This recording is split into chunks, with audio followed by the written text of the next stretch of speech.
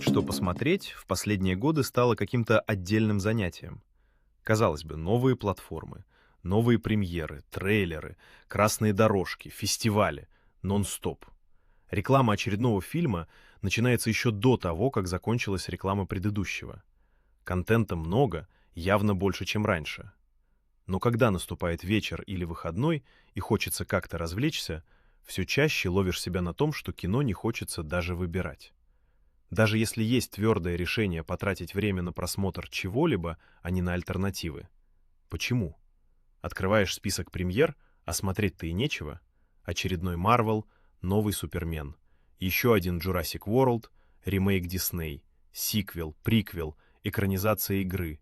В России очередная сказка или новая версия советского персонажа. В Китае новая версия знакомой мифологии вроде Неджа. В Японии очередной большой релиз по уже существующей манге или аниме, как Demon Slayer.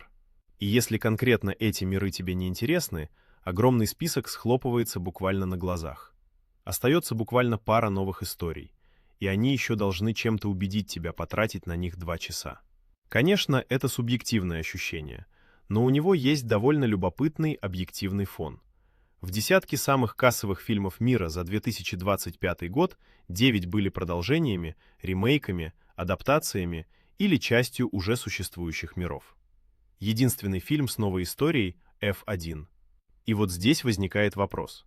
Как мы пришли в точку, где фильмов производится огромное количество, способов посмотреть их больше, чем когда-либо, а выбор все равно может ощущаться таким узким? Куда вообще делись оригинальные истории?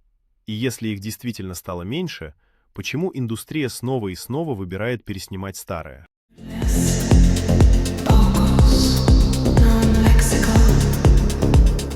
Introduction. Have you noticed that choosing something to watch has become almost a separate activity in recent years? New platforms, new releases, trailers, red carpets, festivals, non-stop. The marketing for the next movie starts before the marketing for the previous one has even ended. There is a lot of content, clearly more than before. But then evening comes, or the weekend, and you just want to relax. And more often, you realize you do not even want to choose a movie. Even if you have already decided that yes, you are going to spend your time watching something instead of doing something else. Why? You open the list of new releases, and somehow there is nothing to watch. Another Marvel movie, a new Superman, another Jurassic World, a Disney remake, a sequel, a prequel, a video game adaptation. In Russia, another fairy tale or a new version of a Soviet character. In China, another version of familiar mythology, like Neja. In Japan, another major release based on an existing manga or anime, like Demon Slayer. And if you are simply not interested in these particular worlds, that huge list suddenly becomes much smaller. You are left with just a couple of new stories, and they still need to give you a reason to spend 2 hours on them. Of course, this feeling is subjective, but there is a very interesting objective reality behind it. Of the 10 highest-grossing films worldwide in 2025, 9 were sequels, remakes, adaptations, or parts of already existing worlds. The only film with a new story was F1. And this raises a question.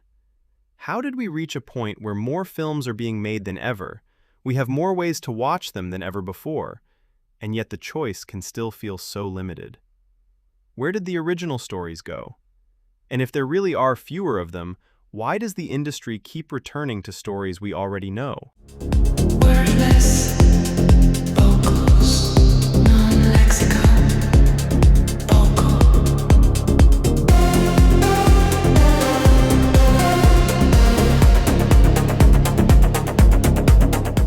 Новые истории никуда не делись. Если смотреть не только на крупнейшие премьеры, а вообще на американский кинопрокат, оригинальные фильмы по-прежнему составляют очень заметную часть выпуска. В 2000-2023 годах больше половины, то есть новые истории не исчезли. Зато резко изменилось другое. Сколько денег они собирают. В 1984 году на оригинальные фильмы приходилось около 73% американской кассы. К 2023-му 30,6%. Получается довольно важное расхождение. Производство оригинальных историй не рухнуло вместе с их долей в сборах.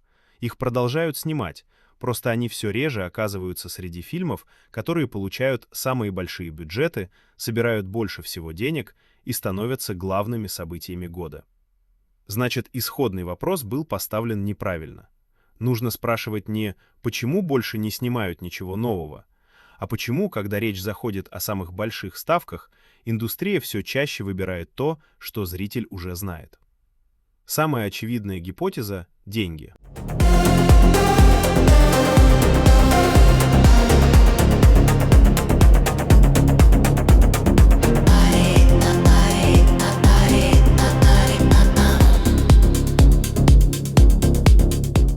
Original stories have not disappeared.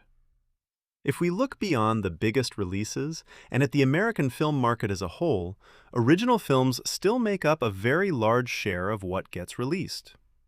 From 2000 to 2023, they were more than half of all films. So new stories have not disappeared. What changed sharply is something else: how much money they make. In 1984, original films accounted for about 73% of the US box office. By 2023, that figure had fallen to 30.6%. That creates an important gap. The production of original stories did not collapse together with their share of box office revenue. Studios still make them. They just appear less and less often among the films with the biggest budgets, the highest box office, and the status of major events of the year. So the original question was wrong.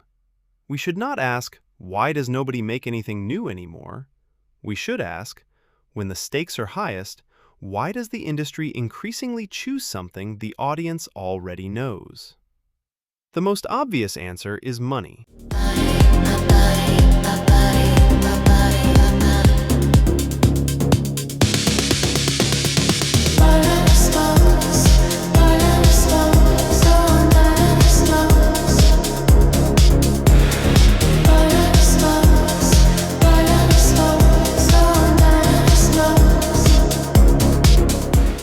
Может, знакомое выгоднее?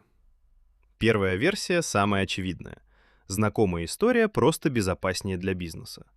Стоит разобраться, что именно студия получает вместе с известным IP. Начнем с самого простого — со спроса. Если на столе лежит новый Spider-Man, у студии есть история. Сколько людей приходило на предыдущие части, как ведет себя фан-база, какие рынки дают лучший результат.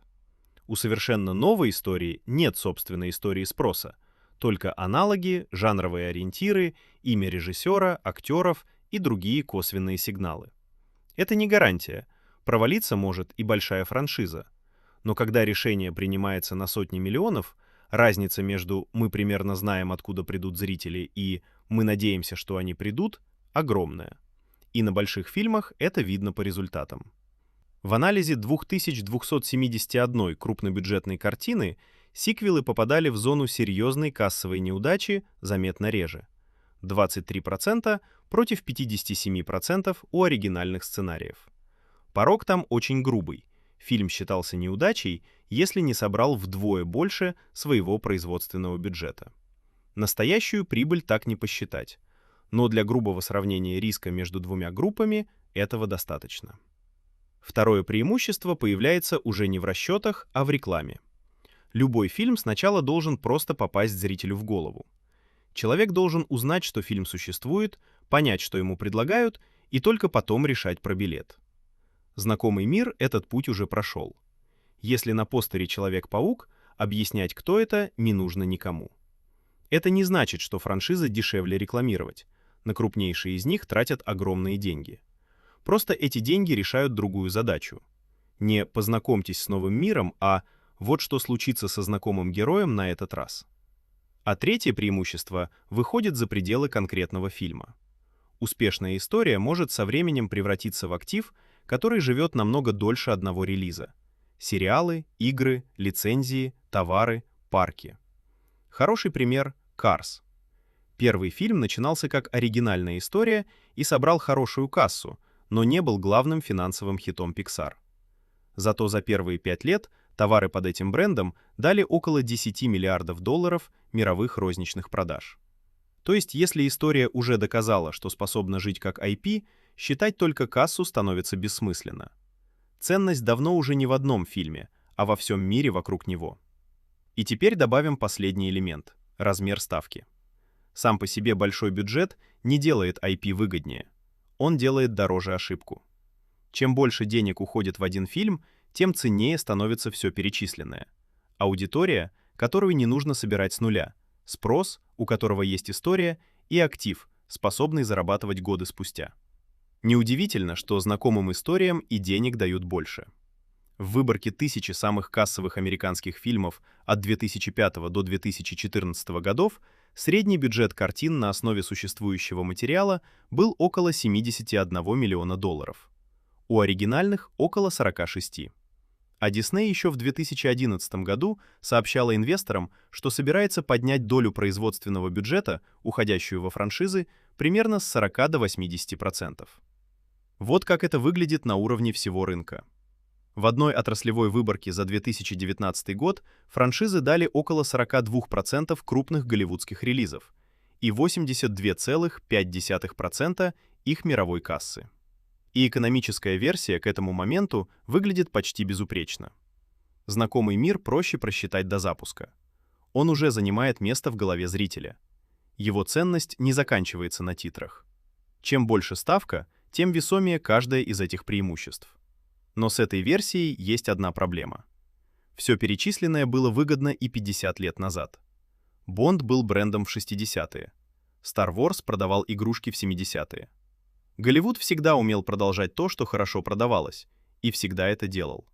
Так почему перекос становится настолько заметным только сейчас? Значит, экономика IP хорошо объясняет, почему знакомые истории выгодны. Но она пока не объясняет, почему это преимущество стало настолько сильным именно в последние десятилетия.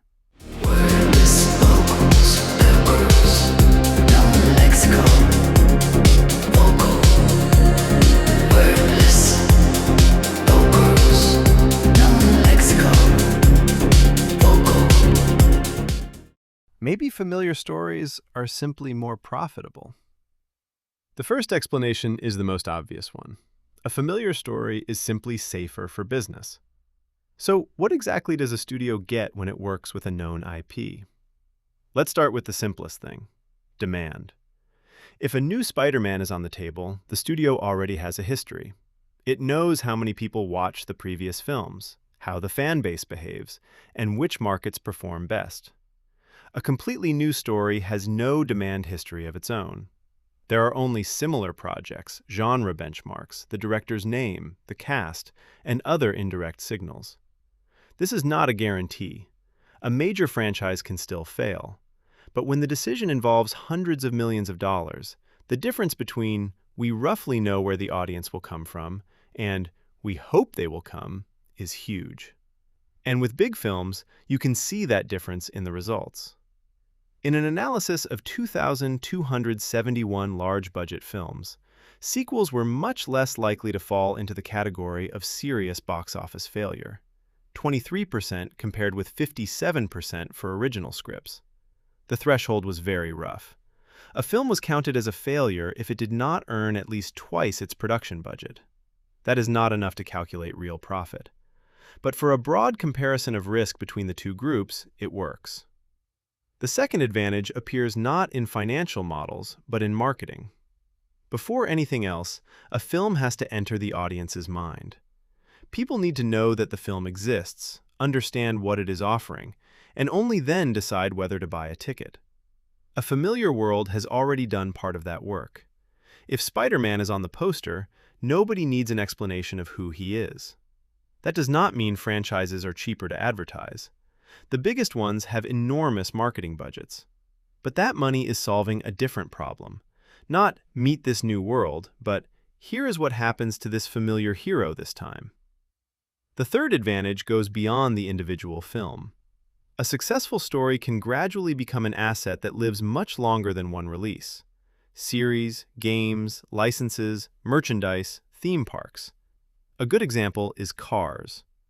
The first film started as an original story and did well at the box office, but it was not Pixar's biggest financial hit. Yet, in its first 5 years, merchandise under the Cars brand generated around $10 billion in worldwide retail sales. So, once a story has proved that it can live as an IP, looking only at box office numbers stops making sense. The value is no longer in a single film. It is in the whole world around it. Now let's add one final element: the size of the bet. A big budget does not make IP more profitable by itself. It makes mistakes more expensive. The more money goes into one film, the more valuable all those advantages become. An audience you do not have to build from zero, demand with a track record, and an asset that may keep earning money for years. So it is not surprising that familiar stories also get more money. In a sample of the 1,000 highest-grossing American films from 2005 to 2014, the average budget for films based on existing material was about $71 million. For original films, it was about $46 million. And back in 2011, Disney told investors that it planned to increase the share of its production budget going to franchises from around 40% to 80%. This is what it looks like at the level of the whole market. In one industry sample from 2019, franchises made up around 42% of major Hollywood releases and generated 82.5% of their worldwide box office. By this point, the economic explanation looks almost perfect. A familiar world is easier to estimate before release. It already has a place in the audience's mind. Its value does not end when the credits roll. And the bigger the bet, the more important each of these advantages becomes. But there is one problem with this explanation. All of these things were valuable 50 years ago, too. Bond was already a brand in the 1960s. Star Wars was selling toys in the 1970s. Hollywood has always known how to continue something that sold well, and it has always done it. So why has the imbalance become so much more visible only now? The economics of IP explains very well why familiar stories are profitable, but it does not yet explain why that advantage became so much stronger specifically in the last few decades.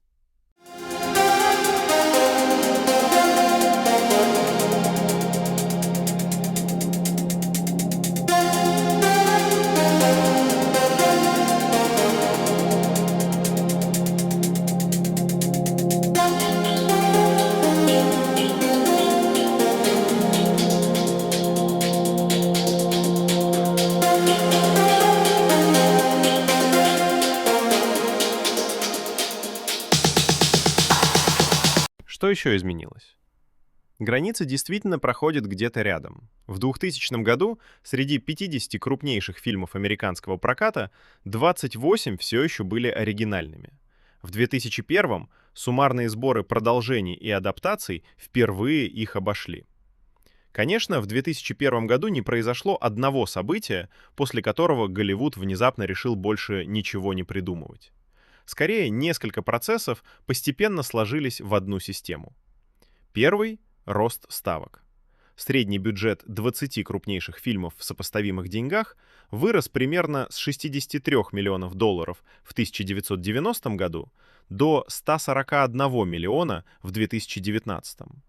А чем дороже фильм, тем неприятнее ошибиться. Второй процесс — глобализация проката. С 2003 года зарубежные сборы крупных голливудских студий уже устойчиво превышали американские. А Китай, который в 2005 году давал около 1% мирового бокс-оффис, через 10 лет давал почти 18%. Теперь фильм за 150 или 200 миллионов должен был работать не только в США. Он должен был одновременно продаваться в десятках стран. И здесь глобально известный персонаж или мир получает дополнительное преимущество. Не потому, что зритель любой страны обязательно предпочитает сиквел оригиналу. Таких данных у нас нет. Но Спайдермен, динозавра или знакомую сказку проще вынести на постер и мгновенно распознать в очень разных культурах. Параллельно меняется сама ценность владения IP. Когда Disney покупает Marvel, потом Lucasfilm, потом большую часть 21-го Century Fox, компания получает не просто список будущих фильмов, Она получает библиотеки персонажей и миров, которые можно годами переносить между кино, сериалами, играми, товарами и парками. Консолидация не создала любовь Голливуда к франшизам. Тренд начался раньше, но она дала возможность масштабировать эту модель. Технологии работали похожим образом. CGI открыл дорогу совершенно новым мирам. Без него не было бы, например, «Аватар». Но одновременно он позволил студиям снова продавать собственный каталог как новое зрелище: The Jungle Book, Beauty and the Beast, The Lion King. А в 2010-х появились стриминг и огромные массивы зрительских данных. И здесь эффект оказался двойственным. Платформы дали шанс множеству локальных, нишевых и оригинальных проектов, которым раньше было бы сложно получить глобальную аудиторию. Но данные по своей природе лучше работают с аналогами. Они прекрасно отвечают на вопрос, на что этот проект похож и как похожие проекты работали раньше. Гораздо труднее оценить с их помощью вещь, хорошего аналога для которой пока не существует. Поэтому данные не запрещают оригинальность. Но система, которая постоянно пытается уменьшить неопределенность, естественным образом лучше умеет оптимизировать уже известное. И одновременно меняется сам кинотеатр. Часть драм, комедий и другого среднебюджетного кино постепенно уходит на платформы. А поход в кино все сильнее превращается в покупку события, большого экрана, зрелища, фильма, ради которого нужно выйти из дома. То есть именно та часть рынка, где мы замечаем кино больше всего, становится особенно удобной для франшиз. Поэтому одного виновника здесь нет. Не CGI создал сиквелы, не Netflix, не Disney. Просто несколько изменений начали усиливать одно и то же преимущество. Если у тебя уже есть успешный мир и известная аудитория, использовать их снова становится все рациональнее. Но остается еще одна улика. Эта система не работала бы, если бы люди не покупали то, что им предлагают. Значит, знакомого хочет не только индустрия.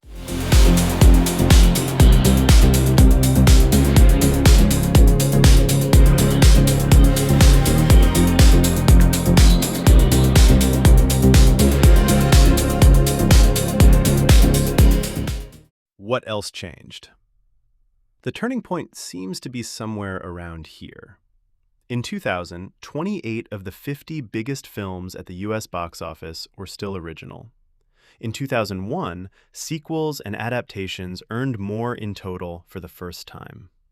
Of course, nothing happened in 2001 that suddenly made Hollywood decide to stop inventing new stories. Instead, several processes gradually came together and formed one system. The first was the rise in stakes. Adjusted for inflation, the average budget of the 20 biggest films grew from about $63 million in 1990 to $141 million in 2019. And the more expensive a film becomes, the more painful a mistake is. The second process was the globalization of the box office. From 2003 onward, international revenue for major Hollywood studios was consistently higher than revenue from the US market.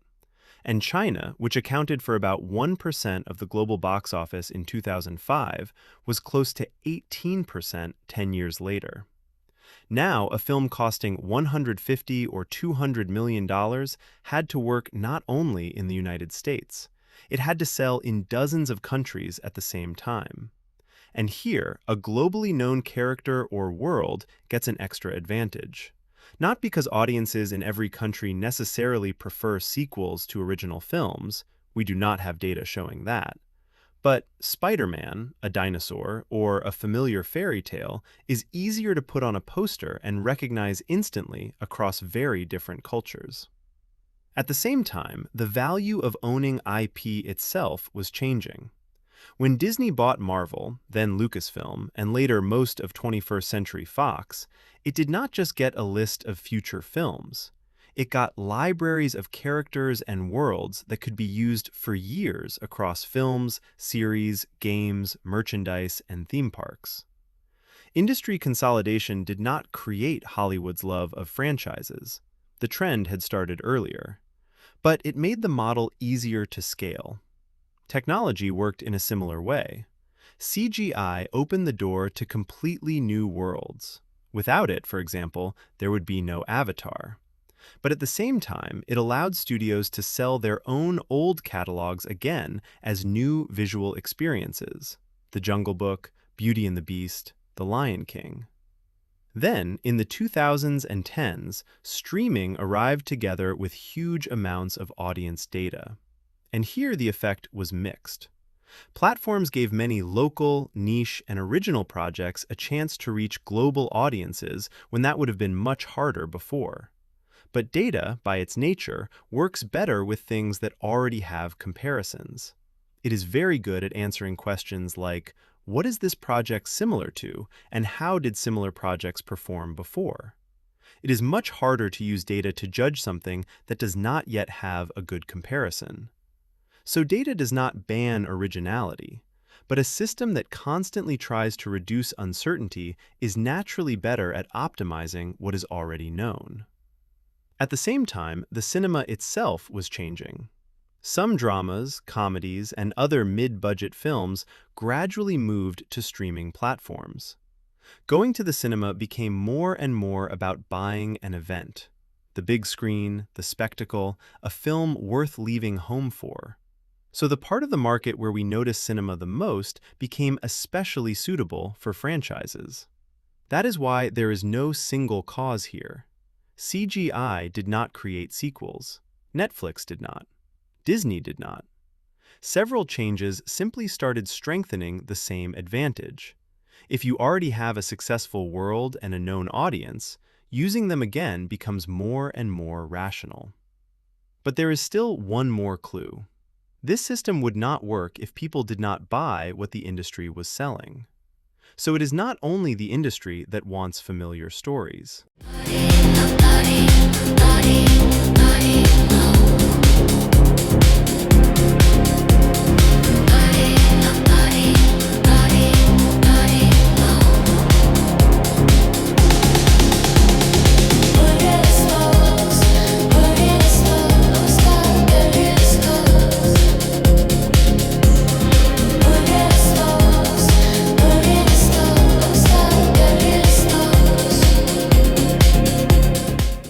А может, людям просто это нужно?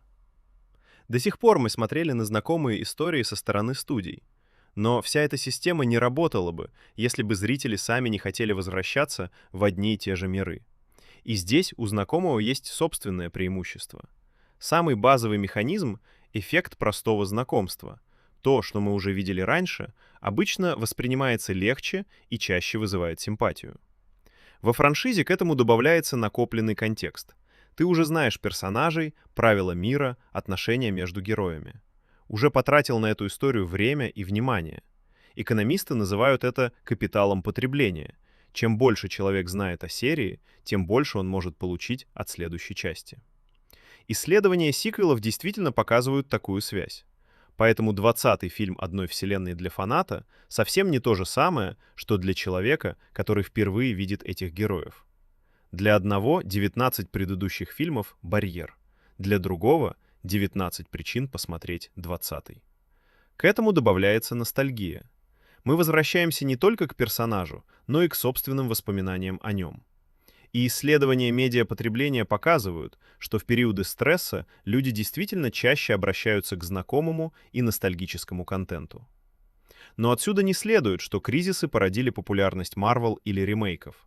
Эскапизм тоже объясняет, почему человеку иногда хочется спрятаться в вымышленном мире. Но не почему этим миром должен быть именно Star Wars.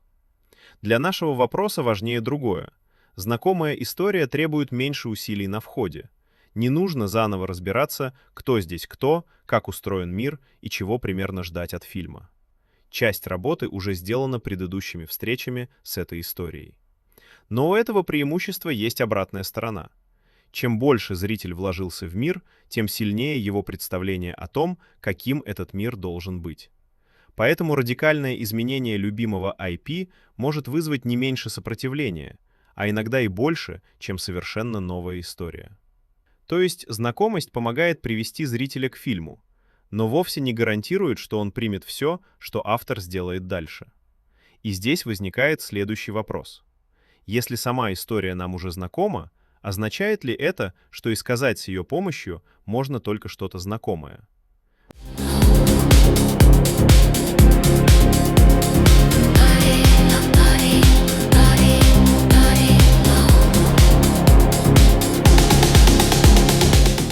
Maybe people simply need this?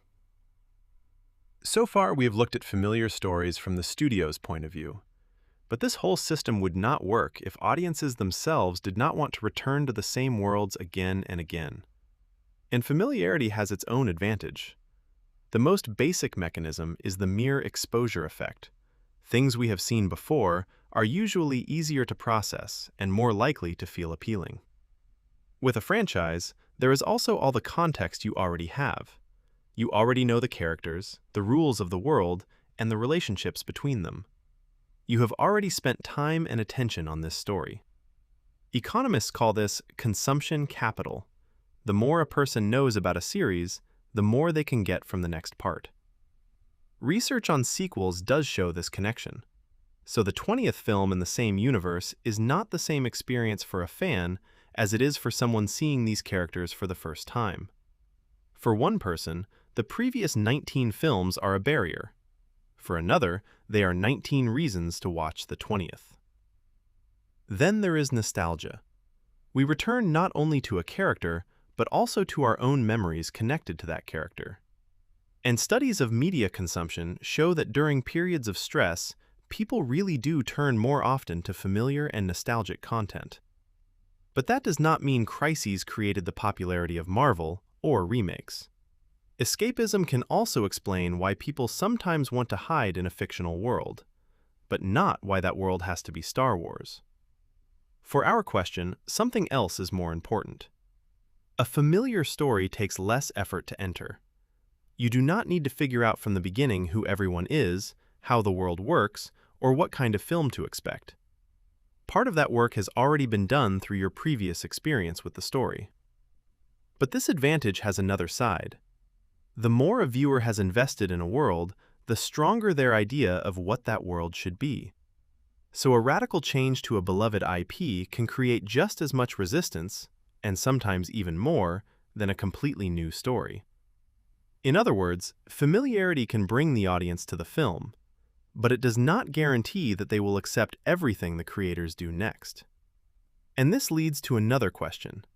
If the story itself is already familiar, does that mean it can only say something familiar too?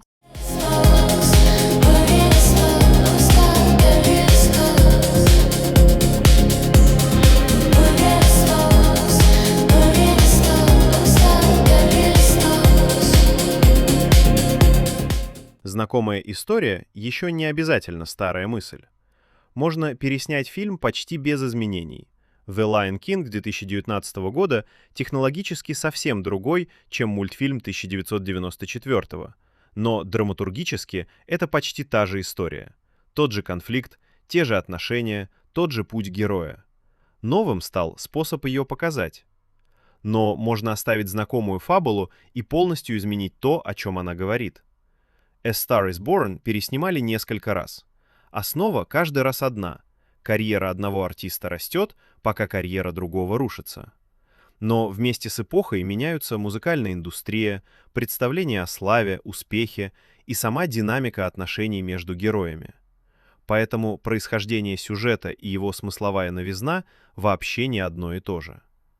И это работает в обе стороны. Parasite — оригинальный сценарий, но классовый конфликт существовал в искусстве задолго до Пон Джун Хо. Squid Game не изобрел игру на выживание. Новизна появляется не обязательно в самой фабуле. Она может быть в героях, причинности, контексте, ценностях. В том, что знакомая конструкция начинает говорить именно про сегодняшний мир. Так что старый IP сам по себе еще ничего не говорит о качестве или оригинальности фильма. Но если для нового высказывания старый IP вообще не обязателен, остается другой вопрос. Почему некоторые совершенно новые истории все-таки умудряются пробиться наверх, несмотря на все преимущества знакомых? Focus, non-lexical, vocal, wordless.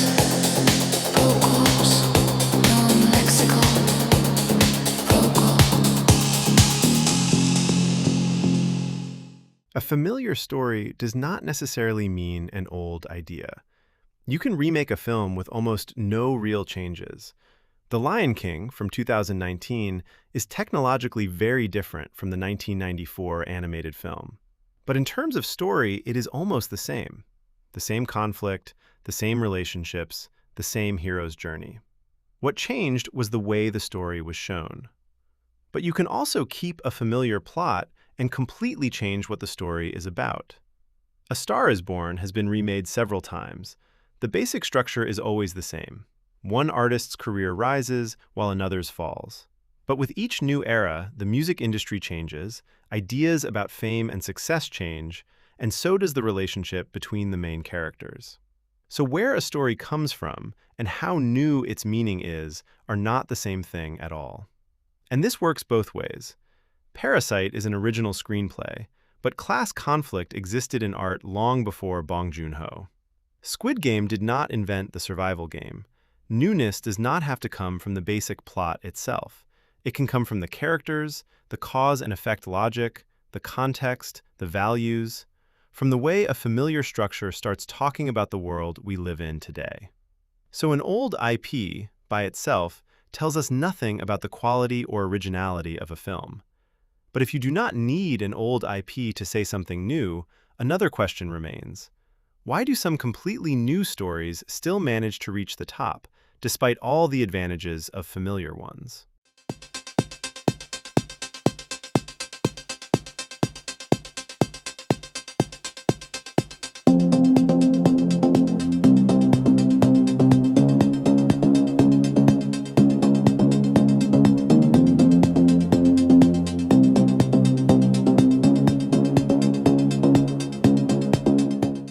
Почему оригиналы все-таки выстреливают?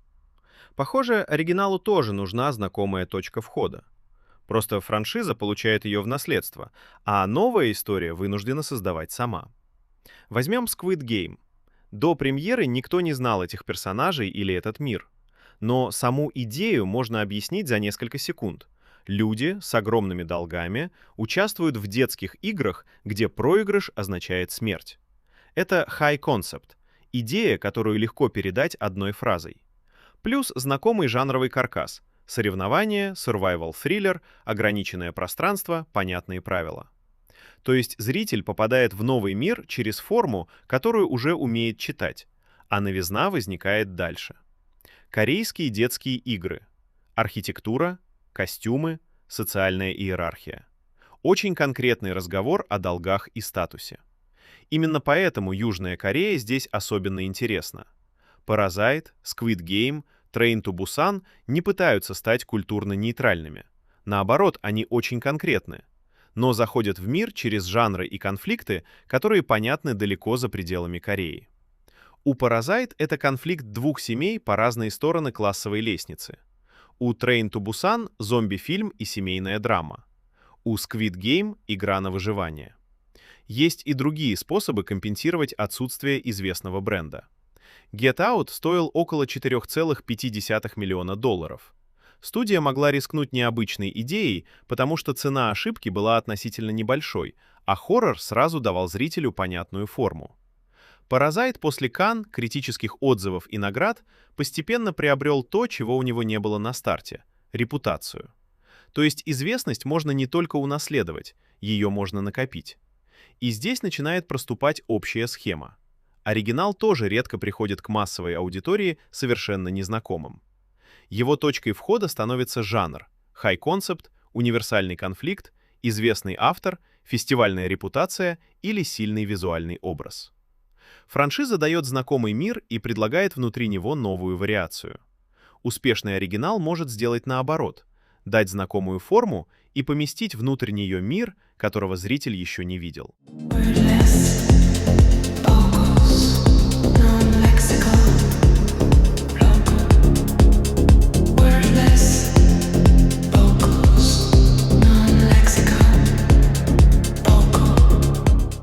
Why do original stories still break through?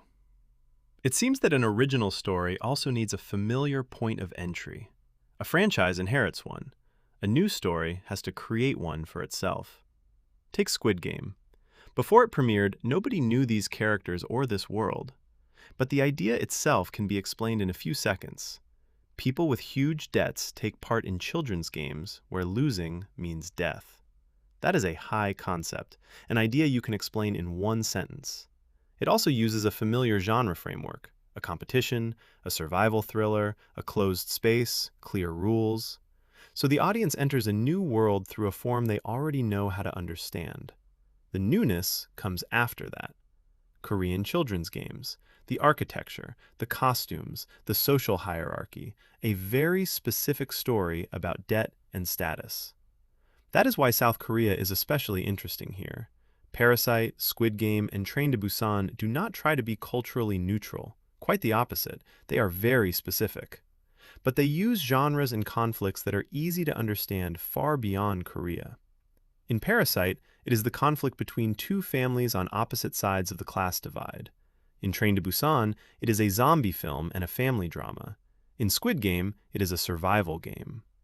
There are other ways to make up for the lack of a known brand. Get Out cost about $4.5 million. The studio could take a risk on an unusual idea because the cost of failure was relatively low, while horror immediately gave the audience a familiar form. After Cannes, strong reviews, and awards, Parasite gradually gained something it did not have at the beginning: reputation. So recognition does not have to be inherited, it can also be built. And here a broader pattern starts to appear. An original story also rarely reaches a mass audience as something completely unfamiliar. Its point of entry may be a genre, a high concept, a universal conflict, a famous creator, festival reputation, or a strong visual image. A franchise gives you a familiar world and offers a new variation inside it. A successful original can do the opposite, give you a familiar form, and place inside it a world you have never seen before.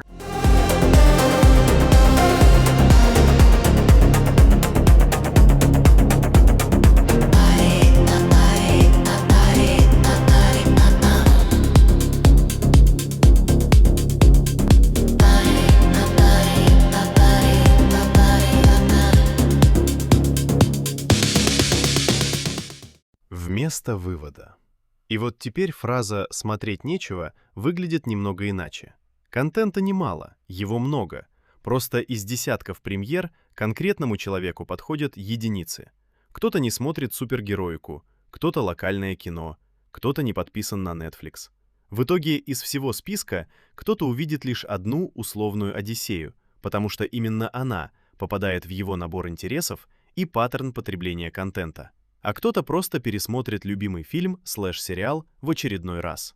То есть рынок огромен, но не монолитен, он дробится на множество отдельных аудиторий. И здесь у франшизы появляется еще одно преимущество. Ей не нужно каждый раз искать свою. Она уже знает, где ее люди. Можно идти глубже в тот же мир. Новый герой, спин-офф, сериал, еще одна часть. Новой истории сначала нужно эту аудиторию найти, поэтому ей особенно важна понятная точка входа, жанр, хай-концепт, универсальный конфликт, известные имена, визуальное решение. И если она срабатывает, вокруг нее постепенно возникает уже собственный пузырь. Даже F1, единственный оригинал в мировом топ-10 2025 года, пришел не совсем с нуля. Сама Формула-1 уже была глобально узнаваемым миром. В каком-то смысле именно так когда-то появились и сегодняшние большие франшизы. Возможно, кино здесь просто повторяет более широкий сдвиг. Мы все реже оказываемся внутри одного общего пространства и все чаще внутри множества своих миров и сообществ. Тогда смотреть нечего — это не про то, что выбора мало, а про то, что мало выбора внутри твоего пузыря.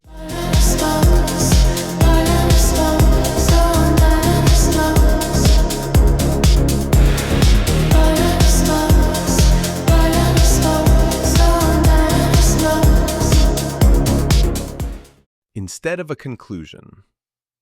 And now the phrase, "there's nothing to watch," looks a little different. There is no shortage of content. There is a lot of it. But out of dozens of new releases, only a few may fit one particular person. Some people do not watch superhero films. Some are not interested in local cinema. Some do not have Netflix.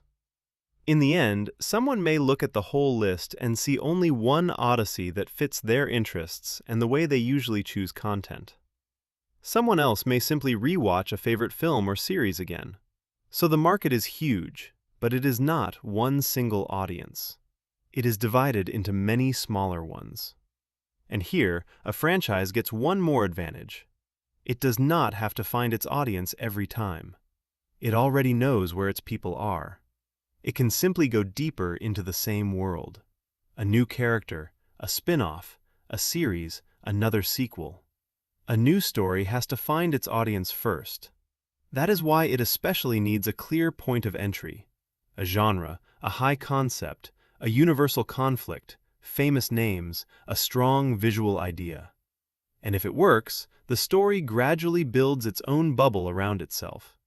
Even F1, the only original film in the global top 10 of 2025, did not start completely from zero. Formula One itself was already a globally recognized world. In a way, this is also how today's biggest franchises once began. Maybe cinema is simply reflecting a much wider shift. We spend less and less time inside one shared cultural space, and more time inside many separate worlds and communities. So maybe "there's nothing to watch" does not mean there is too little choice.